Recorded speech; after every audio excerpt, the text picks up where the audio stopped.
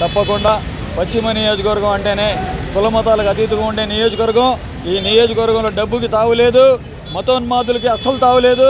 తప్పకుండా పశ్చిమ నియోజకవర్గంలో వైఎస్ఆర్సీపీ జెండా రెపరెపలు ఆడిస్తాం.